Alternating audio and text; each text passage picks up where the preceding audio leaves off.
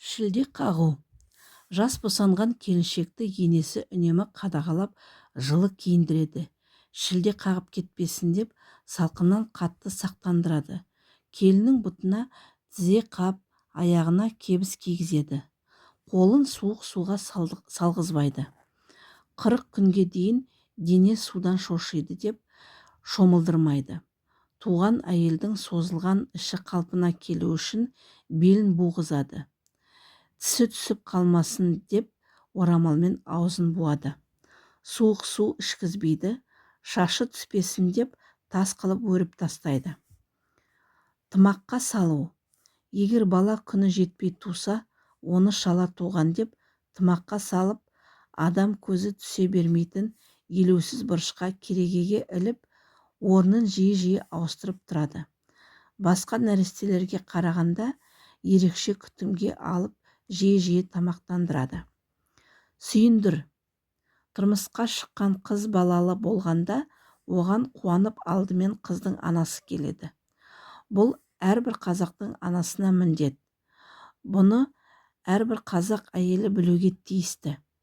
Анасы қызына ақылын айтып, баланың тәрбиесін қалай күтуін түсіндіреді. Құда-құдағайының қуанышына ортақтасады. Балаға деген жасауын әкеледі. Қызы босанғанда анасының арнайы келуі ана болған қызын көру ертеден келе жатқан дәстүр. Мұны сүйіндір деп атайды. Қалжа. Бұл қой сойып жаңа босанған әйелге берілетін ет пен сорпа. Қалжаны жақын адамдар, туған туысқан, дос жолдастар әзірлейді.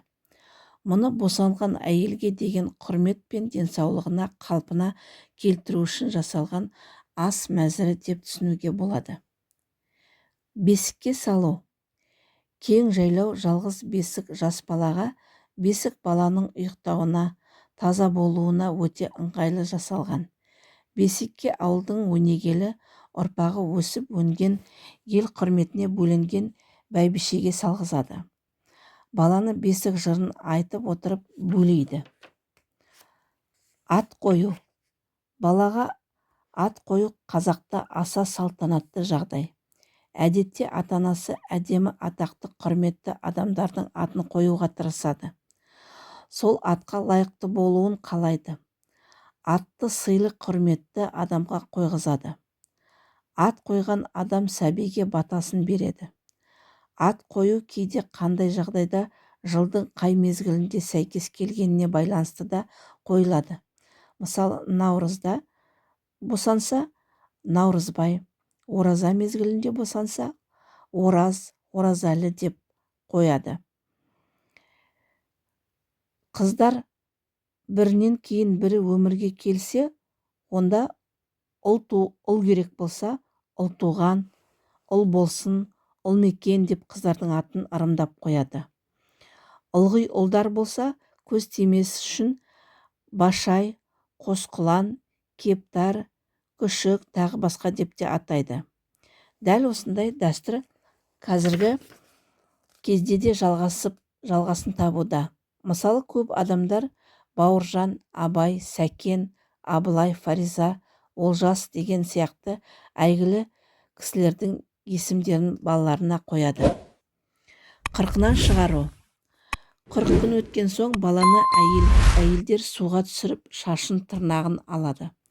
Суға түсірген әйелдерге сый құрмет көрсетіліп, рахмет айтылады. Жиналған адамдарды дастарханға шақырады. Асырап алу. Баласы жоқ адамдар ерлі зайыпты біреулердің, көбіне жақын туыстарының баласын асырап алады. Әрине, баланың өз әке-шешесінің келісімі бойынша. Жаңа ата-ана балаға ат қойып, елдің алдында оның оң қолына асықты жілік ұстатады. Содан кейін жиналған адамдарға енді өзінің баласы екенін әйгілеп хабарлайды. Сатып алу. Өмірге келген балалар бірінен соң бірі шетіней берсе, келесі туылған баланы біреуден сатып алады. Мұндай дүниеге келген сәбидің үйіне бір кісі келеді де, сен менің баламды ұрлап алыпсың, бер өзіме деп ата-анасының қарсылығына қарамай оны тартып алады. Содан 1-2 күннен кейін өз ата-анасы баланы сатып алады. Баланы алған кісі сәбиді керегенің астынан береді. Сөйтіп үй иелері баланы сатып алдық деп есептейді.